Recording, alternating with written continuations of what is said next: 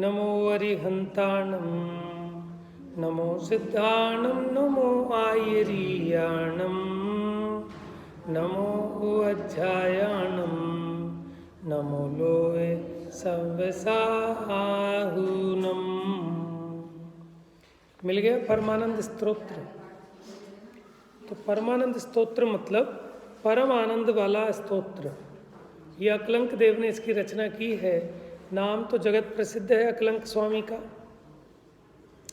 परमानंद संयुक्तम निर्विकारम निरामयम ध्यानहीनान पश्यन्ति निज देहे व्यवस्थितम अनंत सुख संपन्नम ज्ञानामृत पयोधरम अनंत वीर्य संपन्नम दर्शनम परमात्मना निर्विकारम निराबाधम सर्वसंग विवर्जितम परमानंद संपन्नम शुद्ध चैतन्य लक्षणम उत्तमा स्वात्मचिंता स्यात् मोह चिंता च मध्यमा अधमा काम चिंता स्यात् पर चिंता धमा निर्विकल्प समुत्पन्नम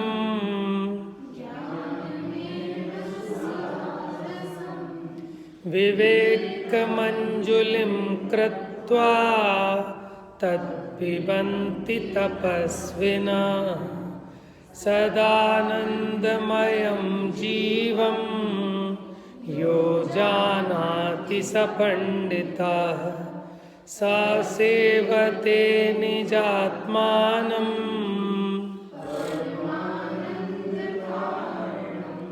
नलिन्यां च यथा नीरं भिन्नं तिष्ठति सर्वदा अयमात्मा स्वभावेन देहे तिष्ठति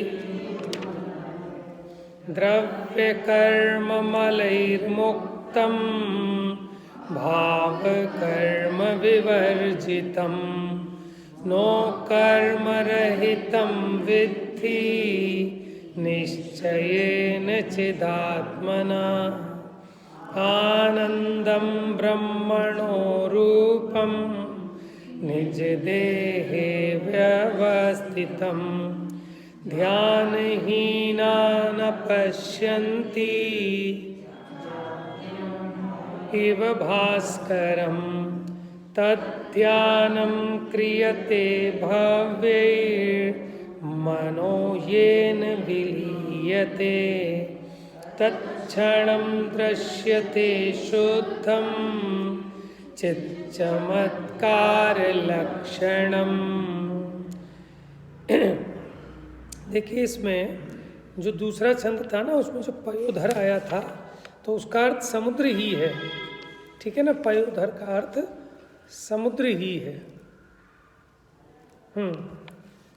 ये ध्यानशीला मुनयः प्रधानास्ते दुःखहीना नियमात् भवन्ति सम्प्राप्य शीघ्रं परमात्मतत्त्वं व्रजन्ति मोक्षं क्षणम् आनन्दरूपं परमात्मतत्त्वं संकल्प विकल्प मुक्तं स्वभावलीना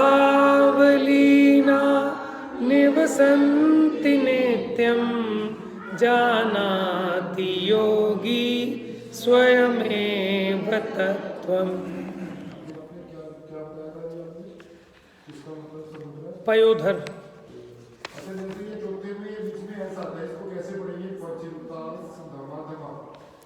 ये जो अवग्रह बोलते हैं इसको, ये जो एस टाइप का बना रहता है ना, इसको अलग से पढ़ने की जरूरत नहीं है। ये छंद को पूरा करने के लिए इसका प्रयोग किया जाता है, वहाँ थोड़ा सा हल्का सा विराम होगा। देखो जैसे अधमा काम चिंता स्यात् पर चिंता धमा धमा। कुछ नहीं, बस एक आ थोड़ा सा बड़ा खींचेंगे, पर चिंता धमा धमा। अवग्रह बोलते हैं इसको।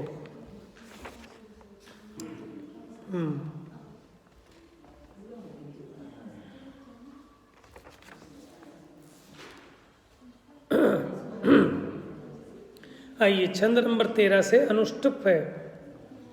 चिदानंदमयं शुद्धं निराकारं निरामयं सुख संपन्नं सर्वसंग विवर्जितम। देखिए कल ये बताया था ना, चिदानंदमयम शुद्धम।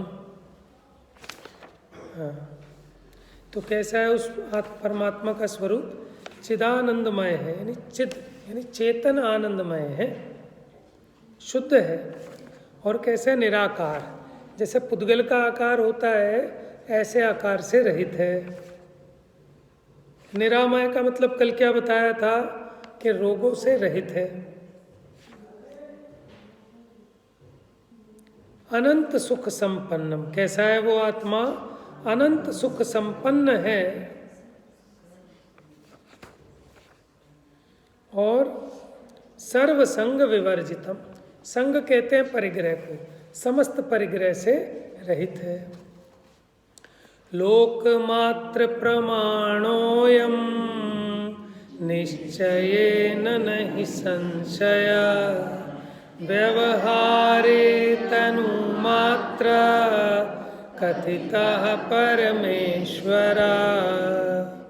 देखिए क्या कहते हैं, लोकमात्र प्रमाणोयम, कि ये जो आत्मा है ये कितने प्रमाण, कितना विस्तार है इसका, कि लोक प्रमाण है, लोकाकाश के जितने प्रदेश हैं, ठीक है, पूरे लोकाकाश प्रमाण आत्मा है। लेकिन निश्चय से तो ऐसे ही है, इसमें कोई संशय नहीं है। व्यवहारे तनु मात्र कथिता परमेश्वर, और व्यवहार से देखा जाए तो कितना है? देह मात्र है, ठीक है, कथिता परमेश्वर।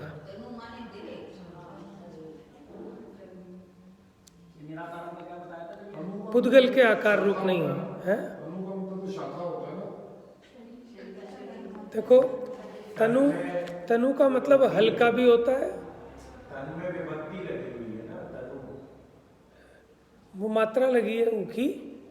देखो तनु का मतलब हल्का भी होता है, छोटा भी होता है, और यहाँ शरीर से मतलब है कि देह प्रमाण रहता है। व्यवहार नय से जिस देह में जाता है आत्मा उसके प्रमाण रहता है, कि पानी किसके आकार रहता है? जिस बर्तन में डालो उसके आकार रहता है।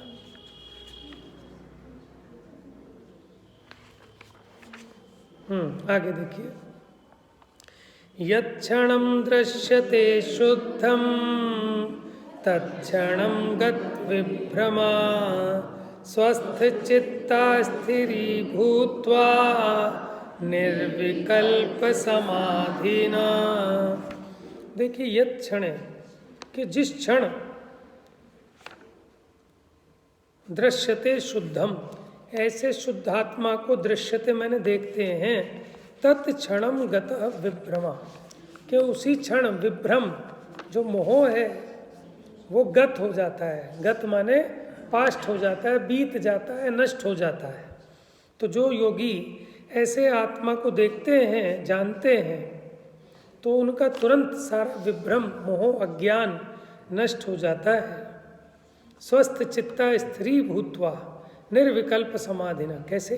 कि जो स्वस्थ चित्त हैं स्थिर भूत होकर निर्विकल्प समाधि के द्वारा जो ऐसे आत्मा को देखते हैं, समझ में कैसे देखते हैं? स्वस्थ चित्त माने राग द्वेष से रहित होकर, स्थिर भूत होकर निर्विकल्प समाधि के द्वारा ऐसे शुद्ध परमात्म तत्व को देखते हैं। तत्क्षणम गत विभ्रमा, उसी क्षण उनका जो अज्ञान है वो नष्ट हो जाता है।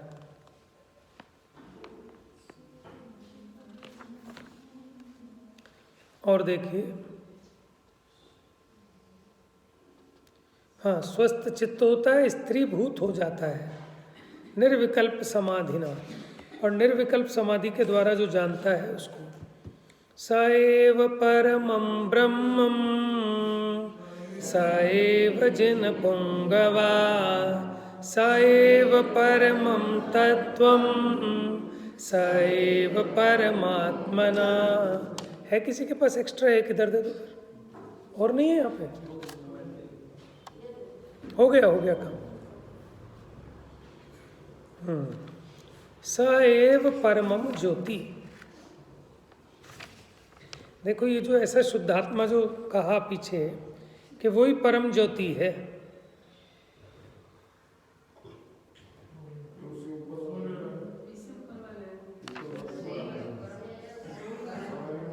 हाँ, स एव परमम ब्रह्म, कि वही परम ब्रह्म है। स एव जिन पुंगव, वही जिन पुंगव कहते हैं श्रेष्ठ के लिए, उत्तम के लिए। जैसे गुरु पुंगव कहते हैं ना, हाँ, मुनि पुंगव, मुनि श्रेष्ठ, मुनि श्री।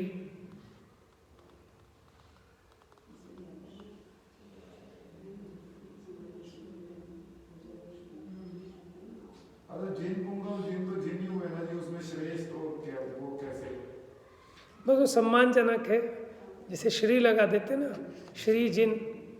अब श्री कहो, जिन कहो, श्री। जिन तो सारे श्रेष्ठ है। बस वो तो है ही, भाषा के प्रयोग है, सम्मानजनक भाषा है। जिन पुंगव तो नहीं लगता, मुनि पुंगव लगता है।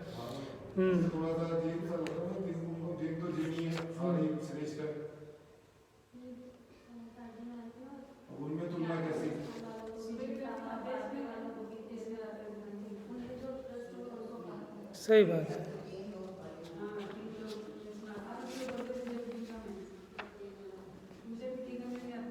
क्या?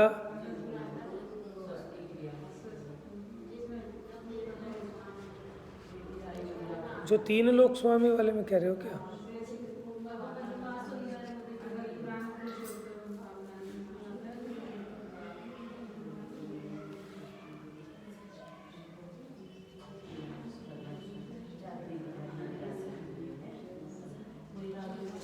चलिए देखिए, स एव परमम ब्रह्म, कि वही परम ब्रह्म है।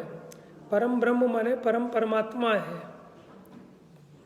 स एव जिन पुंगवा, वही, देखो जिन किसे कहते हैं? कर्मों को जो जीत ले वो जिन। यहाँ ऐसा भी अर्थ है कि जिन्होंने ऐसे आत्मा को निर्विकल्प समाधि के द्वारा देखा, उनका ज्ञान नष्ट हो गया, केवल ज्ञान हो गया। तो वही मुनि जो ऐसे निर्विकल्प समाधि के द्वारा ऐसे आत्मा को देखते हैं, वो ही परम ब्रह्म है, वही जिन है, क्योंकि कर्मों को जीत लिया। स एव परमम तत्वम, वही परम तत्व हैं। स एव परमो गुरु, वही परम गुरु है, क्योंकि उपदेशक भी हो जाते हैं फिर वो। हाँ, हाँ, हाँ। स एव परमं ज्योति स एव परमं तपाः स एव परमं ध्यानं स एव परमात्मना। हाँ, तो वो उसी के आगे बात चल रही है कि वो ही परम ज्योति हैं, वही परम तपस्वी हैं, वही परम ध्यानी हैं, वही परमात्मना है। स एव सर्व कल्याणम स एव सुख भाजनम स एव शुद्ध चिद्रूपम स एव परमः शिवा, कि वही सर्व कल्याणमयी हैं, वही सुख के पात्र हैं, वही शुद्ध चिद्रूप है, वही परम शिव है। स एव परमानंदा स एव सुखदायका स एव परम चैतन्यम स एव गुण सागर, कि वही परमानंद रूप है, वही सुखदायक है, वही परम चैतन्य है, वही गुण सागर है। कौन? कि जिसने निर्विकल्प समाधि के द्वारा ऐसे शुद्धात्मा को जाना, उसी पे सारे विशेषण लागू पड़ते हैं। परमालाद संपन्नम राग द्वेष विवर्जितम अरहंतम देह मध्ये तु यो जानाति स पंडित। अब दूसरा आ गया, पंडित कौन है?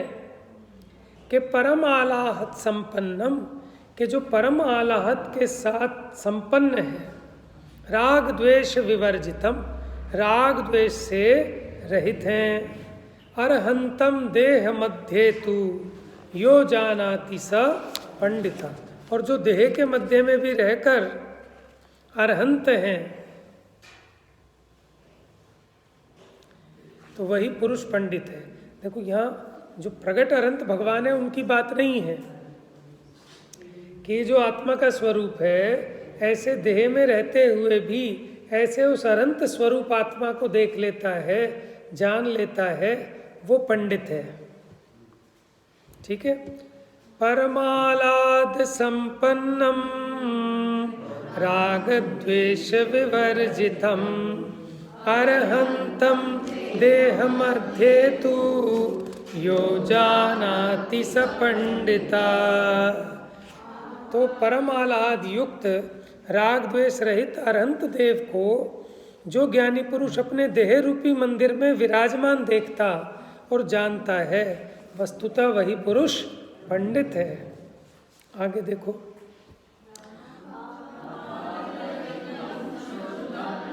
स्वस्वरूप व्यवस्थितम सिद्धमष्ट गुणोपेतम निर्विकार निरंजनम।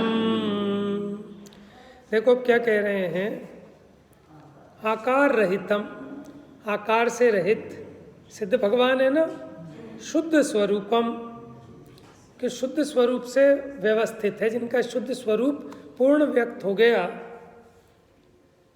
सिद्धम, सिद्ध भगवान माने उनके सारे काम सिद्ध हो गए, अब कुछ नहीं बचा। अष्ट गुणोपेतम, अष्ट गुण जिनके प्रकट हो गए, अष्ट गुणों से सहित हो गए।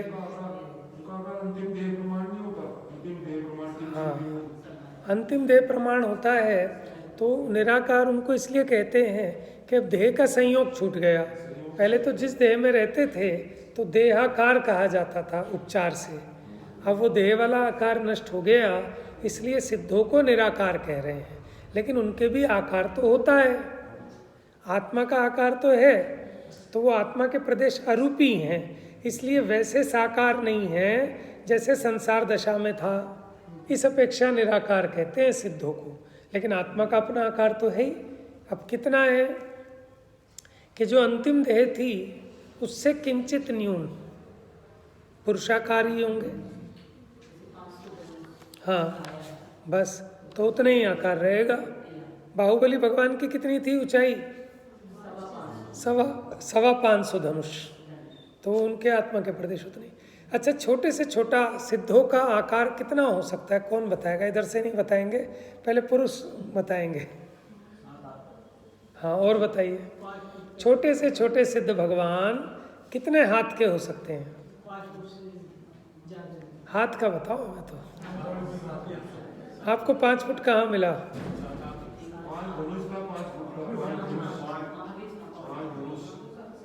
3.5 हाथ, 3.5 हाथ, 1 हाथ इतना होता है। तो ये मोटा मोटी, अब सुनो, 4 हाथ का एक धनुष होता है। ठीक है,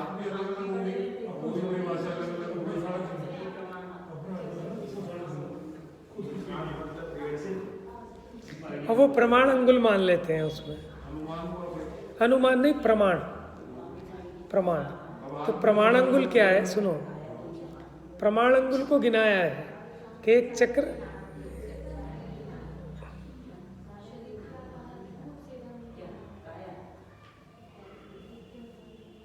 चलो देख के बताएंगे। अंगुल भी अलग अलग तरह के हैं। एक होता है आत्मा अंगुल, एक होता है उत्सेदा अंगुल, एक होता है प्रमाण अंगुल। यानी अब सर्पणी के जो पहले चक्रवर्ती थे उनके अंगुल की जो मोटाई थी, ठीक है, वो होता है प्रमाण अंगुल। उससे नापे तो वो प्रमाण अंगुल ठहरता है। उत्सेदा अंगुल में पूरा प्रमाण गिनाया कि इतने जो के बराबर 1 लीक या 8 लीक के बराबर, इतने ऐसे ऐसे प्रमाण करते करते अंगुल तक पहुँचते हैं, वो उत्सेदा अंगुल होता है।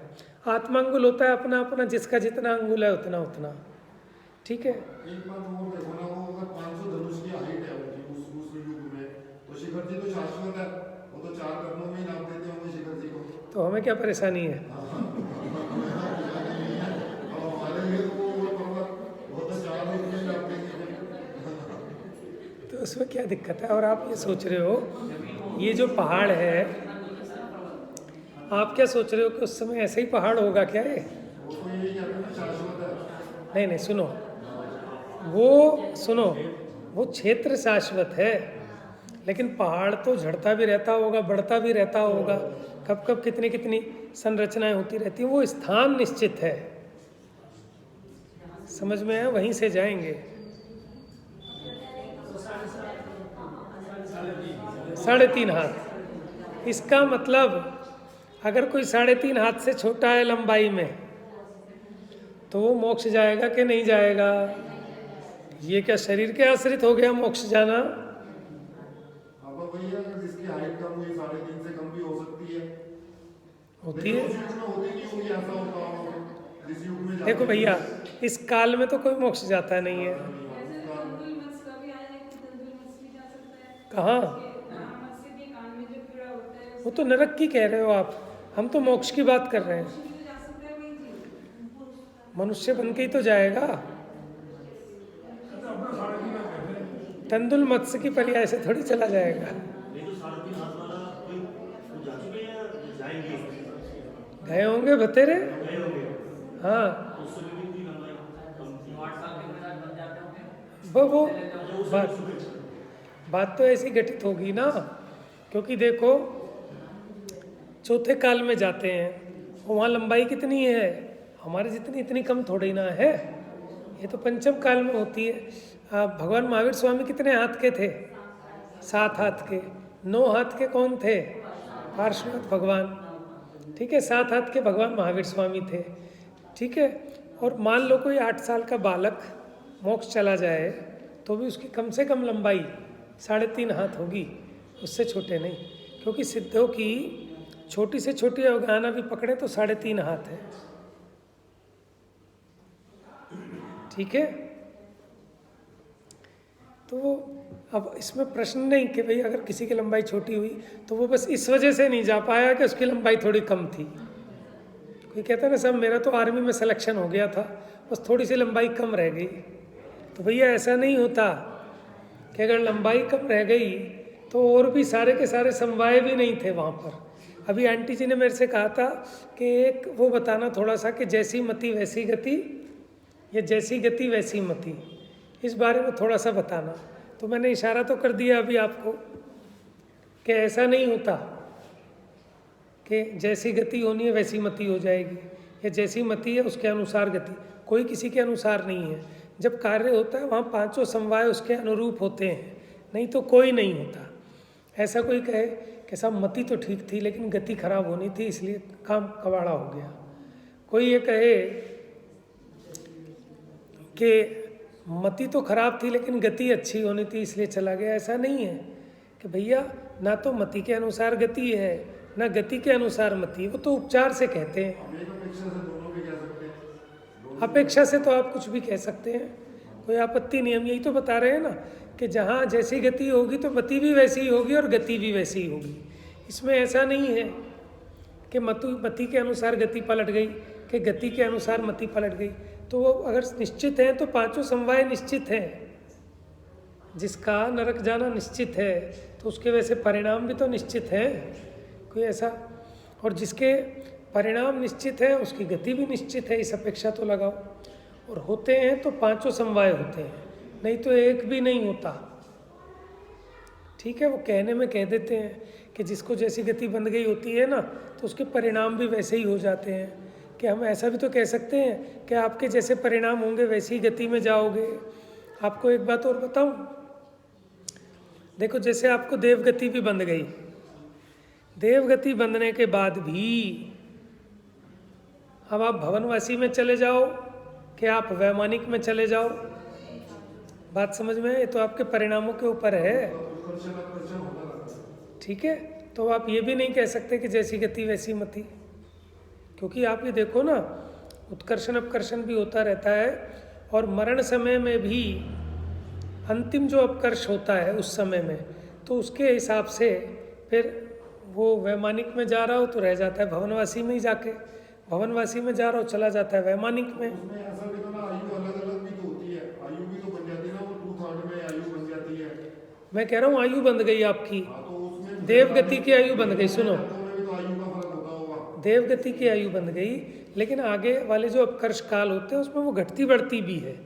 अगर आयु का उत्कर्ष हो गया तो ऊपर के स्वर्गों में जाएगा जहाँ आयु ज़्यादा होती है, आयु घट गई तो वो नीचे के उसमें जाएगा भवनवासी आदिक में। तो सर्टन नहीं है, फिर आयु घटती बढ़ती रहेगी अपकर्षण उत्कर्षण के हिसाब से। अभी जब तक यहाँ से मरण नहीं हुआ, परिणामों के हिसाब से होता रहता है, क्योंकि अपकर्ष काल भी तो 8 अपकर्ष बताए हैं ना। चलो वो तो करणानी योग का नियम है फिर। तो इसके लिए आपको तो पता नहीं कि मेरी क्या गति होनी है, आप तो अपनी मति को व्यवस्थित करने पे ध्यान दो। बात समझ में आ रही है? हमें क्या पता हमारी कौन सी गति होनी है, ठीक है। चलो मैं कहता हूँ मेरी पक्का हो गई कि नरक गति होनी है, तो भी बताओ मैं मंदिर आऊँगा कि नहीं आऊँगा? मैं तो आऊँगा, हो गई हो तो हो जाए, मुझे जहाँ शांति का वेदन होगा वही तो काम करूँगा ना। ऐसा थोड़ी है। अगर आपको पता चल जाए कि आपका स्वर्ग गति का बंद हो गया है, तो आपको अब क्या करना? अब तो बंद हो ही गया, खाओ पियो मौज करो, क्या तपस्या उपवास करने कि भैया, ठीक है ना। वहाँ भी हम पुरुषार्थ पूर्वक तो यही करेंगे ना। तो इसलिए देखो उपदेश और क्या, और काहे के लिए कर रहे हैं? और ये जीव सुखी होना चाहता है ना, इसको जहाँ सुख दिखता है वो काम करता है। जिसको धन में सुख दिख रहा है वो धन के लिए कर रहा है सब कुछ, जिसको निराकुलित होने में सुख दिख रहा है वो निराकुलित होने। अभी शास्त्र स्वाध्याय कर रहे हैं, पूजा पाठ कर रहे हैं, त्याग तपस्या कर रहे हैं, हर जीव अपने अपने हिसाब से कर रहा है। जिसको धन में सुख दिखता है वो चाहता है कि इससे धन होता है इसलिए मैं कर रहा हूँ। जिसको दिखता है कि मुझे परलोक में बढ़िया चाहिए, अब तो काट ली सो काट ली, लेकिन आगे बढ़िया चाहिए, 5 स्टार फैसिलिटी, तो स्वर्ग के लिए कर रहा है। तो मिलेगा कि नहीं मिलेगा? क्यों नहीं मिलेगा?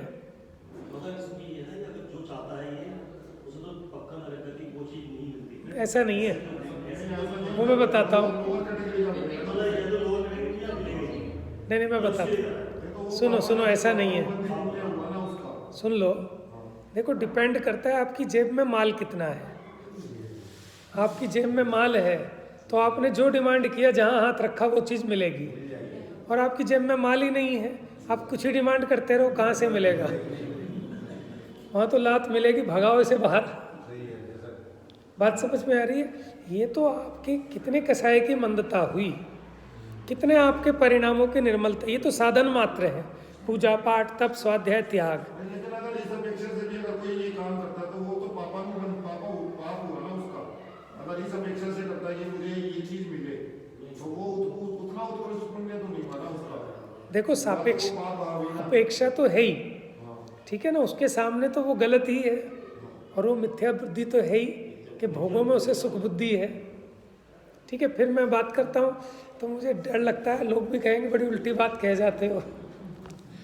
लेकिन फिर मैं, देखो मुझे एक बात बताओ, कोई सम्यक दृष्टि है, उसको पैसा कमाने की इच्छा होती है कि नहीं होती है? सोच के बोलना। मतलब उसके होती तो है, पैसा तो कमाता है। अभी मैं अविरति श्रावक की बात कर रहा हूँ, अभी त्यागी नहीं है, अनुव्रति भी नहीं है। दीदी भी बैठी, दीदी आप भी बताना कहीं गलत लगे तो। चौथे गुण स्थान वर्ती सम्यक दृष्टि अविरति श्रावक है, उसे धन कमाने की इच्छा होती है कि नहीं होती है? पैसा उसकी इच्छा में फर्क है, उतनी उस तरीके से आसक्ति नहीं होती। वो हम मान गए सारी बात। 6 खंड को जीतने का भाव आता है कि नहीं आता है? बहुत सारे वेरिएशन हो सकते हैं ना, लेकिन हम तो सबसे जितना पॉसिबल है तीव्र आसक्ति वाला पकड़ रहे हैं। 96,000 शादियाँ करने का भी राग आ सकता है। तो हमको कहना क्या है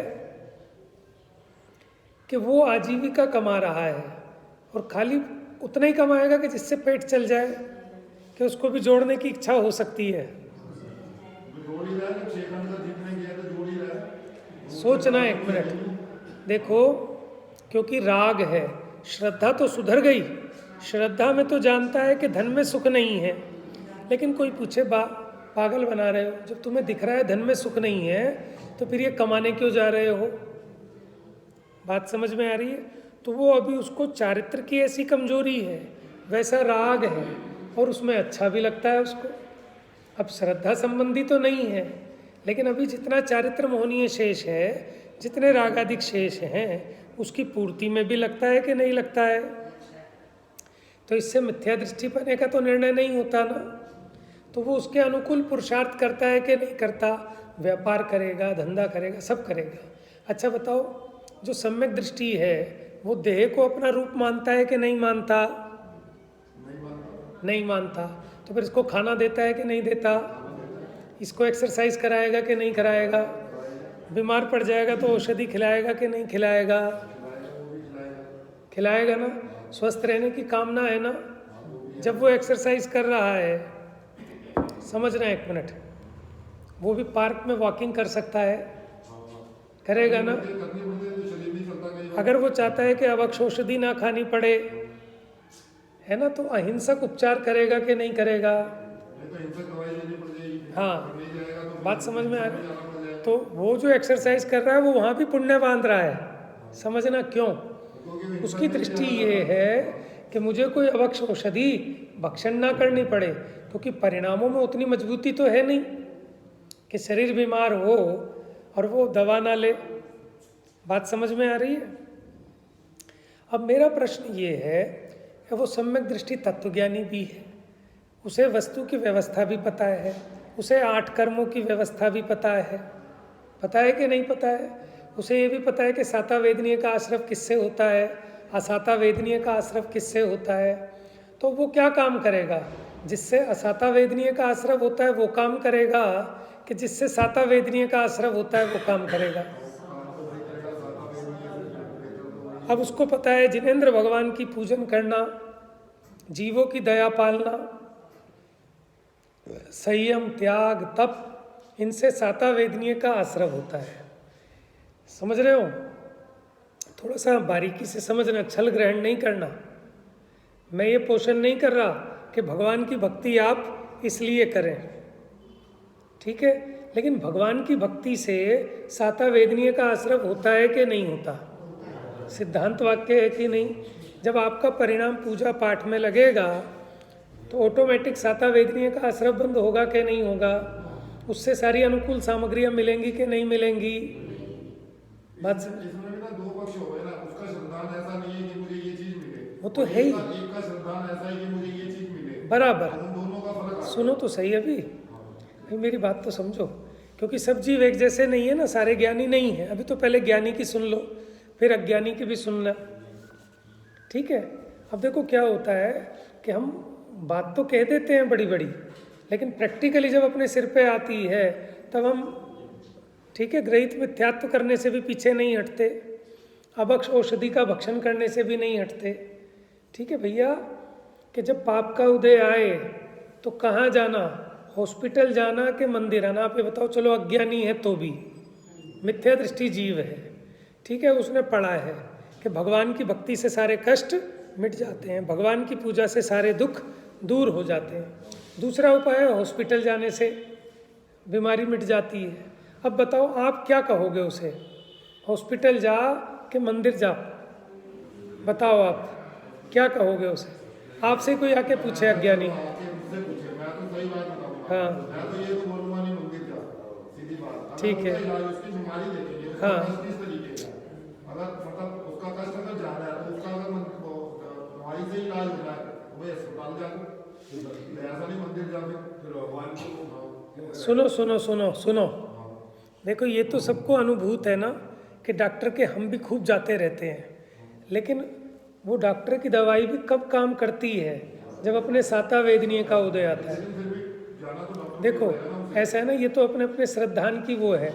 मैं तो उसको यही कहूँगा भैया तू कुछ मत कर, मैं तो सबको ये कहता हूँ हॉस्पिटल बिल्कुल मत जाओ, डॉक्टर की दवाई बिल्कुल मत लो, तुम अपना एक्सरसाइज कर लो, खान पान चेंज कर लो। समझ रहे हैं, एक मिनट, अभी क्या है कि ये तो हर एक की अपनी अपनी बुद्धि है ना, लेकिन अगर आप शास्त्रीय दृष्टि से देखें तो आप ये बताओ डॉक्टर की दवाई से रोग ठीक होता है कि साता वेदनीय का उदय आने पर होता है?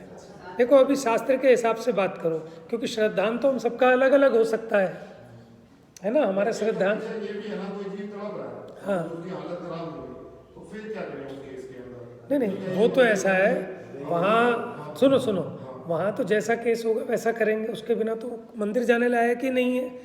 लेकिन अभी अपनी अपेक्षा बात करो ना, अभी एक सामान्य बात, क्योंकि फिर अपेक्षाएं तो बहुत सारी हो जाएंगी, फिर तो हम कुछ अवक्तव्य हो जाएगा फिर कथन।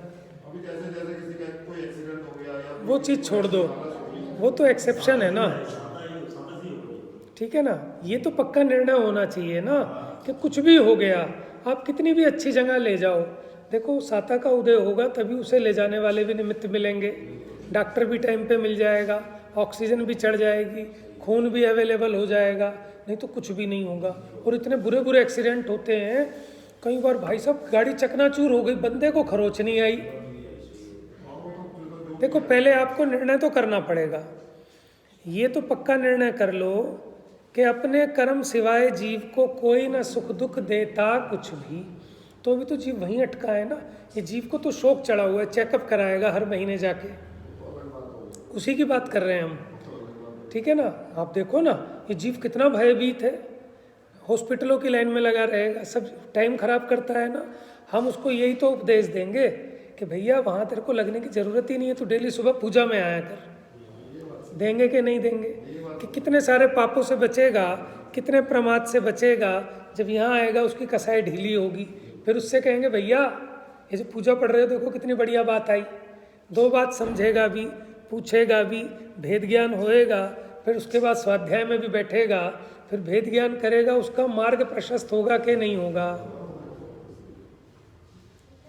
देखो आचार्यों ने भी जीवों को जिस जिस प्रकार पाप से हटाकर पुण्य में लगाने का उपक्रम किया है, और ये राजमार्ग है, समझ में। अब हम क्या कहते हैं, अब हम हर जगह एक जैसी चीज़ चलाएं तो नहीं चलेगी, हर एक जीव की भूमिका अलग अलग है, और हम अपनी तुलना वो प्रारंभिक वाले से करें तो भी योग्य नहीं है, अवस्था देखकर ही बात करें। बराबर। तो इसीलिए मंदिर को उपदेश देंगे वो कार्यकारी नहीं है, हाँ, उस टाइम वो तो ये जीव माने कैसा है, इलाज इंडिविजुअल होता है।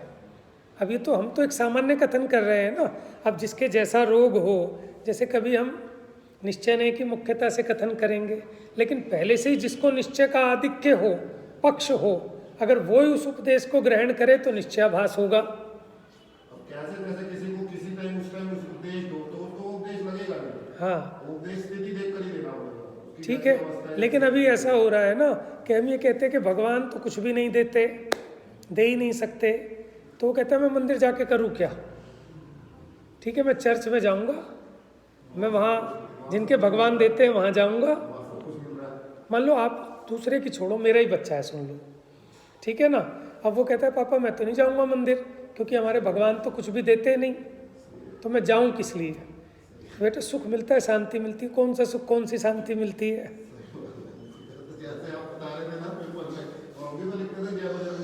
हाँ, तो मैं ये कह रहा हूँ कि देखो हमें ऐसा कथन नहीं करना चाहिए कि अनेक जीवों का मोक्ष मार्ग बंद हो जाए, फिर जीवों को धर्म में लगाएंगे कैसे?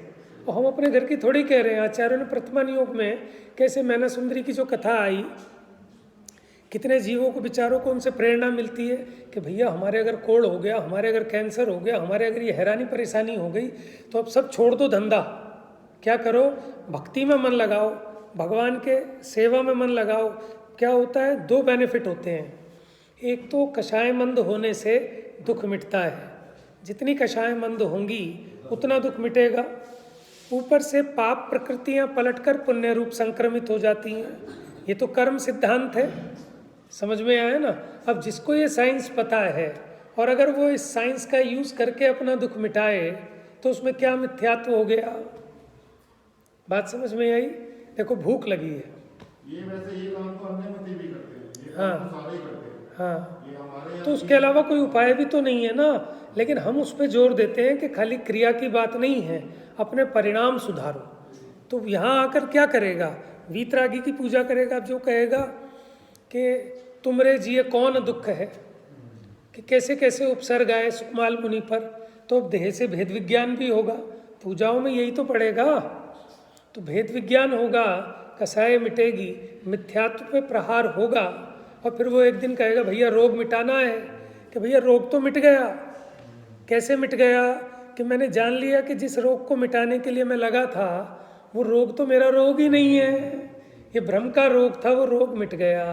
लेकिन यहाँ तक कैसे ले आओगे उसे। आप ये सोच रहे हो कि वो जो आदमी बाहर खड़ा है आप उसे पहले नंबर पे ही आपकी ये बात सुन लेगा। ऐसा पात्र जीव तो सब नहीं होते। तो अपेक्षा तो भैया सब जगह लगेगी, लेकिन ये सावधानी हमको रखनी कि जिन मार्ग अवरुद्ध भी ना हो, एकांत नहीं है। ये तो हम आपको उपदेश देते हैं कि आप किन चक्रों में उलझे हो, कि भैया भेद ज्ञान करो अब कि शरीर मैं नहीं हूँ। तो हमें इतना भी पता है कि हम कह रहे हैं, लेकिन कहने पे भी है अभी ये जीव को जरा सा कुछ बीमारी हो अवक्ष औषधि खाने को तैयार है। समझ में है। कोई कह भी दे कि विटामिन के कैप्सूल मत ले लेना भैया, एक कैल्शियम के पाउच तो बिल्कुल मत ले लेना, क्योंकि बिल्कुल हिंसक हैं। बात समझ रहे हैं। वो जो सैशे आ रहे हैं ना आजकल, और इंजेक्शन लगते हैं जो हड्डियों की कमजोरी के, विटामिन डी के, इसके उसके, पक्का आप पता कर लेना, वो तो महाभक्ष्य हैं, बिल्कुल नॉन वेज हैं वो। ठीक है, तो वो लगवाने को भी तैयार हो जाता है। फिर क्या कहता है, अरे साहब जहान है तो जहान है। अब उसको ना तो मिथ्यात्व का कुछ लगता, ना किसी बात का कुछ लगता। और अगर ये कह दिया कि भगवान की पूजा पाठ करने से, त्याग तपस्या करने से, संयम धारण करने से तेरा रोग मिट जाएगा, तो इसमें मिथ्यात्व लगता है। तो कहीं ना कहीं, ठीक है, हम क्या कर रहे हैं, क्या बोल रहे हैं, क्या सोच रहे हैं, क्या कर रहे हैं, कुछ ठिकाना नहीं है। बात समझ में आ रही है। तो भैया हम ये कह रहे हैं कि कुछ भी करना, सब कुछ यहीं से मिलेगा आपको। जो आपकी लौकिक सुख समृद्धि है उसका आधार भी आपको जो देव शास्त्र गुरु के समागम में कोई कषाय मंद हुई, उसके फल में आपको अनुकूल सामग्री और संयोग मिले हैं। बात समझ में। देखो हमें तो इसी की बात करनी है, क्योंकि आपको यहाँ तक लेके आना है कि कैसे जीव भेद विज्ञान करे। और जब इसको ये बात समझ में आ जाएगी, जैसे आपने उनकी सुनी होगी ना, कौन थे, वादी कुमार मुनिराज थे या सनत कुमार चक्रवर्ती थे जिन्होंने दीक्षा ले ली, उनके कोढ़ हो गया। स्वर्गों में चर्चा हुई कि फला मुनि है और शरीर से बिल्कुल राग नहीं है, बिल्कुल निरपेक्ष है। अब देवों को तो एक ही काम है, चलो परीक्षा लेके देखें कितने सच्चे कितने झूठे। तो वो देव एक वैद्य का रूप धारण करके आया। जंगल में मुनिराज तपस्या में लीन थे और उनने कहा कि औषधि ले लो, किसका कितना भी पुराने से पुराना कोढ़ हो, एक औषधि में ठीक हो जाएगा। गलता हुआ कोढ़ भी एक औषधि में ठीक हो जाएगा। औषधि ले लो, औषधि ले लो। महाराज का ध्यान खुला तो महाराज ने कहा, अरे भैया वैद्यराज भले पधारे। तो वैद्य ने फटाफट पुड़िया बना के दी, लो महाराज एक पुड़िया ले लेना और कोढ़ मिट जाएगा। महाराज ने कहा, अरे भाई बड़े मूर्ख वैद्य हो कि पहले रोग तो पूछ लो तब दवा देना। पहले रोग तो आपने पूछा नहीं, दवा पहले दे रहे हो। कि महाराज पूछना क्या, ये तो अंधे को भी दिख रहा है कि आपको एक कोढ़ का रोग है। तो उन्होंने कहा, भैया ये मेरा रोग नहीं है, मेरा तो जन्म जरा मृत्यु का रोग है। उस रोग को मिटाने की औषधि तुम्हारे पास हो तो दे दो। तो वो चरणों में लौट गया कि महाराज इसकी औषधि तो आपके ही पास है। समझ में आया। तो अब ये यहाँ तक पहुँचेगा कैसे जीव? बात ये है ना, अभी तो जीव को होश ही नहीं आ रही। बात समझ में आ रही है ना? आए तो एक बार इस गेट के अंदर तो आ जाए जीव। ये भी महाभाग्य है कि आप एक बार हाथ पकड़ के लेके तो लाके तो दिखाओ किसी को, हिम्मत है आप लाके दिखाओ, आपको और जाने से रोक देगा है। तो आचार्यों ने ऐसे ही थोड़ी इतने इतने जैन बन गए, इतने उन्होंने दीक्षाएं ले ली, भगवान का समोशरण लगता है। अथवा ये जो पंच कल्याणक होते हैं, इसमें जीव आप क्या समझ रहे हो? क्या उनको धर्म का उपदेश मिल जाता है? वो जो भगवान गर्भ में आने से 6 महीने पहले रत्नों की वर्षा होती है, तो वो चमत्कार अतिशय देख के सारे लोग माने वो जैन धर्म अंगीकार कर लेते हैं। कल्याणक और क्या है कि जीवों का कल्याण होता है। जब देवों की पलटन आती है ना ऐसे उस नगर में, तो सब वर्चस्व किसका हो जाता है कि जैन धर्म सबसे महान धर्म है। तो जो अज्ञानी जीव हैं वो इन्हीं चीज़ों से तो प्रभावित होते हैं, उनको प्रभावना इसी चीज़ से होती है। इसीलिए औषधालय खोलना, ये सब चीज़ें इसलिए हैं कि जो जैसे तैसे करके यहाँ इस धर्म में लगे, यही तो करते हैं ना लोग। तो ये सब विद्याएं और ये सब चमत्कार, ये सब काम प्रभावना के निमित्त से होते हैं। और देखो सिंपल सा साइंस है, मैं कह रहा हूँ सारी बात ठीक है, आप जो बातें हैं वो सारी अपनी जगह ठीक है, लेकिन जब आपको एक चीज़ पता है कि पाप के उदय में शरीर में रोग लगता है, ठीक है, और हम सोचें अभक्ष औषधि खाकर रोग मिट जाएगा, तो मिटेगा क्या? क्योंकि अभक्ष औषधि खाने का भाव पाप भाव है? भगवान की पूजा कर रहे हैं सोच के कि रोग मिट जाएगा, ये तो तुम्हें पाप भाव दिखाई दे रहा है, मिथ्यात्व भाव दिखाई दे रहा है। लेकिन पहले कभी अभक्ष भक्षण किया होगा है, जीवों की दया नहीं पाली, इसलिए शरीर में रोग लगे। अब फिर अभक्ष औषधियों का सेवन करके ये सोचो कि रोग मिट जाएगा, तो तुम ये महाविपरीतता नहीं है। बात समझ में आ रही है? देखो बात तो यही समझनी है कि ये शरीर से मोह तोड़ो, कब तक लगे रहोगे? चलो अब मिट भी गया, लेकिन फिर देह मिलेगा, फिर इसमें रोग होएंगे, ये तो चलता रहेगा, ये कोई निपटारा तो नहीं है। लेकिन अभी जैसे आपने कहा एक्सीडेंट ही हो गया, तब तो उसको फर्स्ट एड देना ही पड़ेगा ना, इस लायक तो हो कि मंदिर आए। तो हम यही तो कह रहे हैं कि भैया पहले इस लायक हो तो जाए कि हमारी 2 बात सुनने को तैयार तो हो, नहीं तो आज कौन तैयार है 2 बात सुनने को? तो देख लो आप, संख्या घटती जा रही है मंदिर में, स्वाध्याय में। और पहले देखो टोडरमल जी जैसे सभा में, उतने पुराने टाइम में माइक वाइक कुछ नहीं होते थे, 1200 लोग सभा में बैठते थे। क्योंकि देखो भैया धर्म के अनेक अंग हैं, ठीक है, व्यवहार धर्म का भी निरूपण है, निश्चय धर्म का भी निरूपण है। जिस प्रकार जिस जीव की जैसी योग्यता हो उसे उसकी भाषा में उसके तरीके से समझाना, तो देखो आपके हॉल कैसे खचाखच भरे मिलेंगे, मंदिर सुने नहीं पड़ेंगे। अब सबको यही समझ में आता है कि पूजा से क्या होता है, तो देखो मंदिर खाली हो गए, पुजारी रखने पड़ते हैं, 10,000 रुपये दे के भैया पूजा कर लियो भगवान की, नमन कर लियो, चंदा तो आ जाता है, लेकिन बंदा कोई नहीं आता पूजा करने है। नहीं हो पाती, क्यों नहीं हो पाती? ज़्यादा होंगे रजाई ढक के आत्म ध्यान कर लेंगे बस। तो अब कितना मोक्ष मार्ग प्रशस्त होगा, क्या होगा, भगवान मालिक है। देखो हम कह नहीं सकते, ठीक है किसी की योग्यता होगी, लेकिन हमारी नहीं है, हमें तो अपना निर्णय करना होगा ना। हम तो जब सब छोड़ छाड़ के मंदिर आते हैं, पढ़ते हैं, पूजा भक्ति करते हैं, तो हमारे परिणाम कुछ भीगते हैं। घर में तो परिणाम कलुषित ही रहते हैं, क्योंकि वो तो भोगों का स्थान है। तो भोगों के स्थान से हटोगे नहीं तो परिणाम पलटेगा कैसे? तो बात उससे चली कि अब तो अपने परिणाम पे ध्यान दो। परिणाम में सब बातें ले लेना, क्रिया भी ले लेना, परिणाम भी ले लेना, अभिप्राय भी ले लेना। समझ में है ना? पूरी बुद्धि सुलटानी है जीव की। अभी तो इसको ये लगता है कर्म सिद्धांत पता ही नहीं है ना, विपाक विचय नाम का धर्म ध्यान है कि रोग लगने पर ये ख्याल में आए कि मेरे असाता वेदनीय कर्म का उदय है। बात समझ में आया? घर में सासू ने डांट दिया बहू को, तो वहाँ विचार करे कि मेरे असाता वेदनीय कर्म का उदय है, मेरे साता का उदय आएगा ना, यही सास लाड लड़ाएगी मेरे। तो उसको अगर ये बात ख्याल में आई तो क्या मिथ्यात्व हो गया उसको? ठीक है ना? और वो अपने असाता को मिटाने के लिए अब धर्म ध्यान में अपना चित्त लगाए, भले ही माला फेरे, पाठ करे, स्तुति करे, ज्ञानियों की संगति करे, स्वाध्याय में आए, ठीक है ना। मिथ्यात्व हो गया, हम कह रहे हैं पहले भी तो मिथ्या दृष्टि थी, अभी भी मिथ्यात्व मान लो, हम मान रहे हैं मिथ्या दृष्टि तो है ही, लेकिन अब वो पाप कार्य को छोड़कर धर्म आराधना में जीव लगेगा।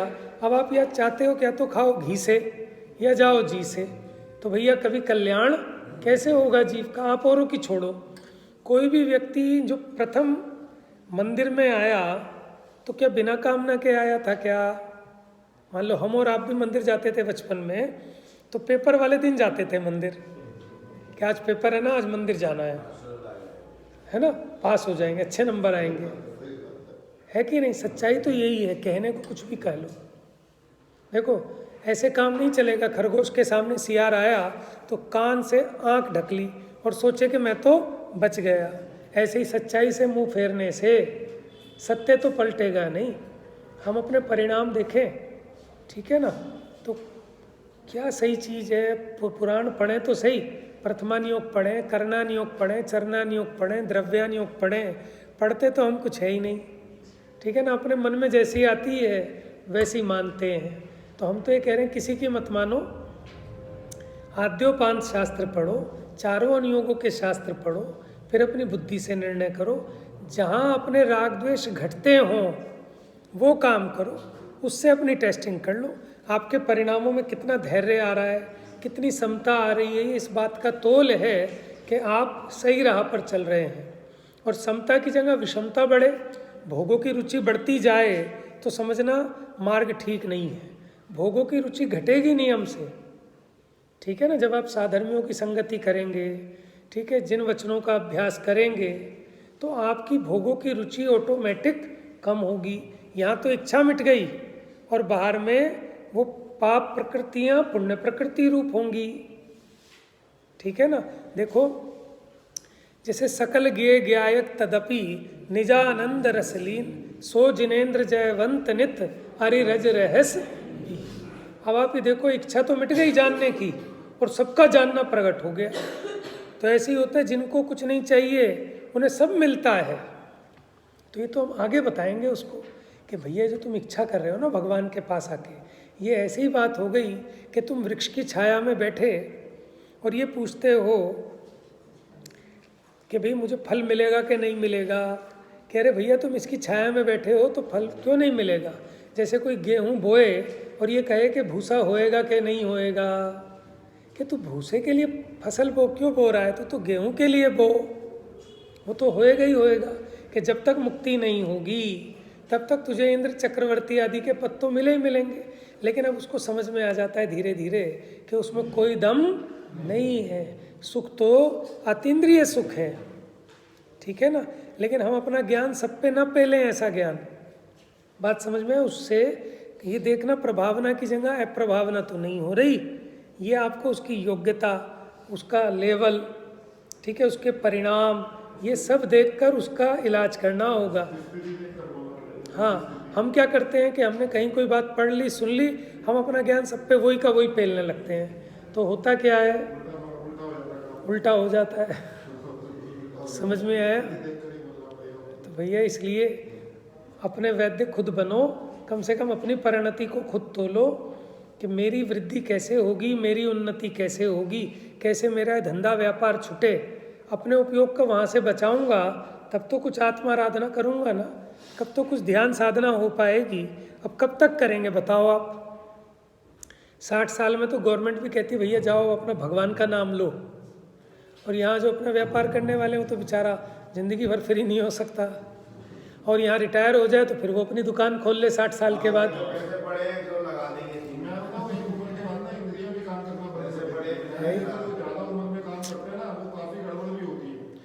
ये तो आदमी सोचता है, मैंने ऐसे ऐसे लोग देखे, सामने वाले ने 200 का नोट दिया, 100 वापस करने थे, उसकी जगह 500 वापस कर दिए। मैंने कहा भाई तुम जिंदगी में कमाओगे क्या, इतना तो तुम लुटा दोगे।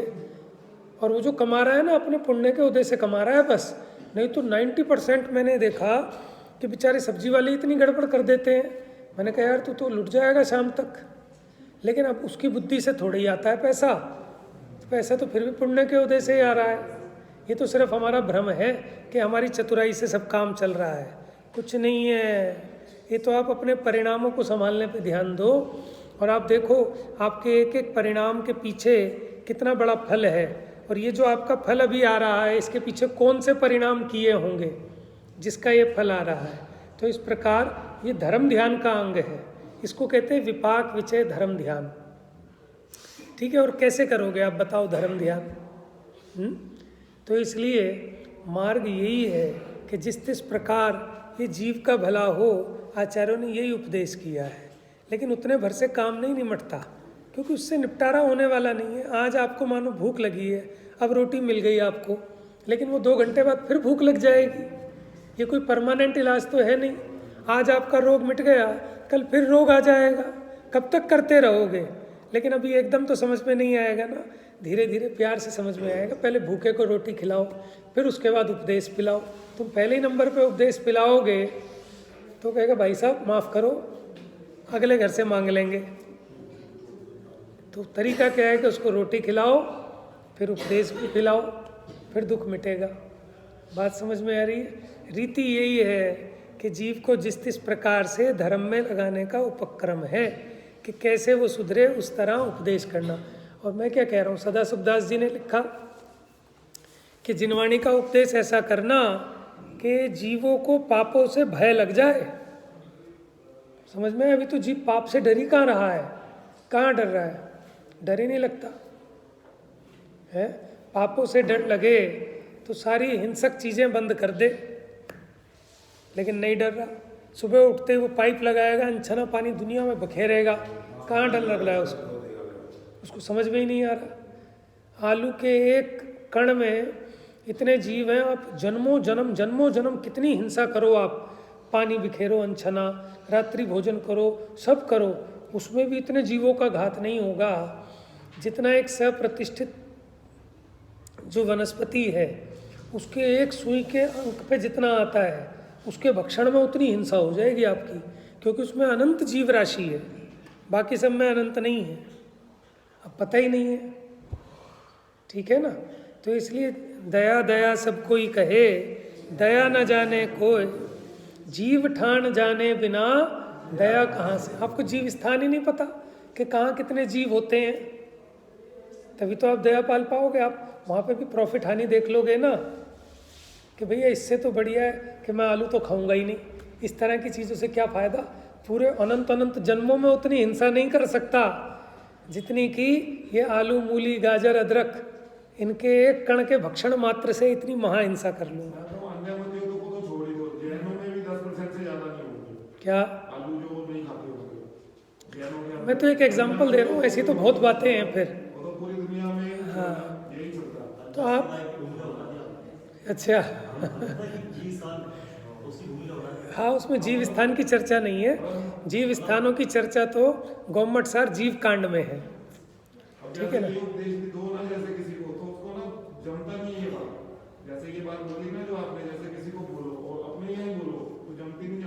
तो मैं कह तो रहा हूँ, मेरी बात किसी को जमेगी नहीं, लेकिन मैं इसलिए बोलना बंद नहीं करूँगा। हाँ, माने तो हाँ, हम तो उसे बोलते हैं कि जो बहुत रुचिपूर्वक हमसे आके पूछे भैया बहुत दुखी है, बताओ क्या करें, कैसे करें, तो उसे समझाएंगे। हम थोड़ी ना किसी से सर मारेंगे। कोई बात नहीं क्या करें, चलिए। जा वाणी के ज्ञान से